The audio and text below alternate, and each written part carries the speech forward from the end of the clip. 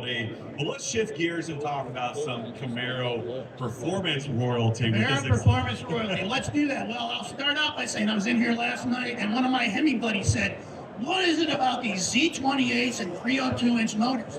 And I said, "Well, guess what? Chevy wasn't racing, but these things came and kicked butt. But this car is really, really special because without this car, there would be no ZL1 Camaro, in my opinion."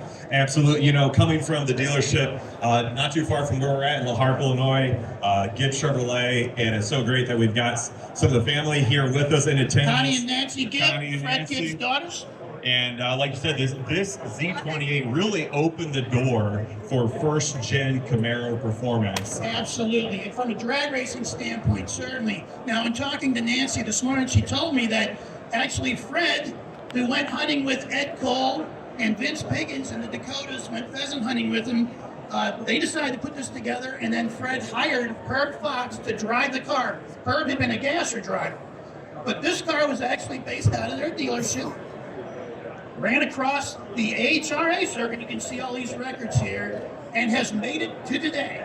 Absolutely, and also I should say too, we've got some of Herb Fox's family with us as well, so a very special occasion. I know Ryan, the owner, is a passionate collector. He's put a lot of time in this, and I'm excited to see the results. Let's pull the cover off. Ladies.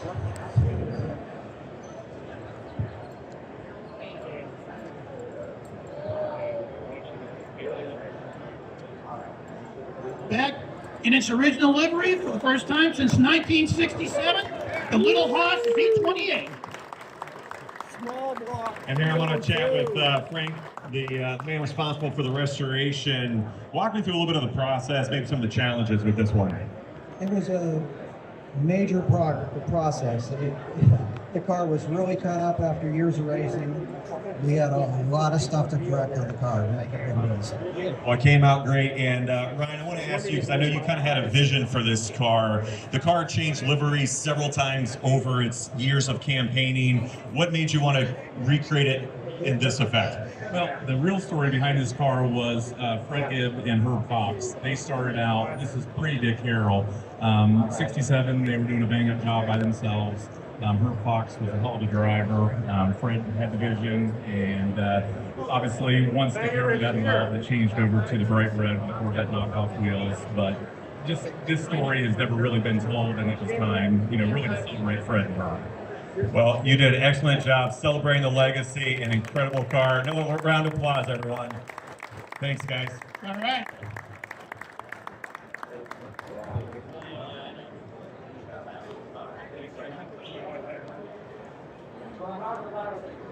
All right, we're gonna get shot. Who's getting shot? You're here with the Herb Fox Z28. And Frank and Ryan have taken the hood off the car now. Again, attention to detail on the 302 headers as Herb would have run it with.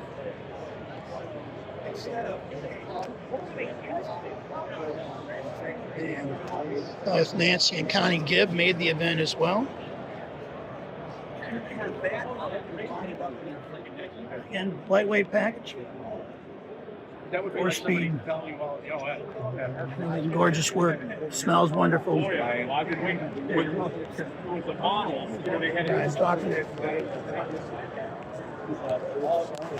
And right here, obviously, ran the car in the AHRA. The 68 car was your car. I've got the video showing. And a beautiful display here at the MCACN.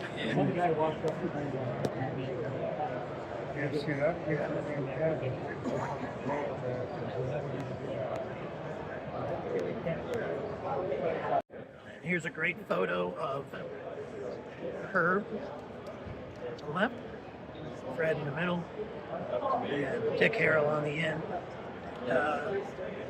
I'm looking at that mountain range in the background. That might be at Beeline, but can't be sure. Actually, it can't be. There's cornfields back there, so maybe someplace in Kansas, some AHRA track. Very cool. And all these AHRA records were also set with this car. divisional points race, Beardstown, Alton, Bristol, Oswego, Detroit, St. Louis. Great stuff.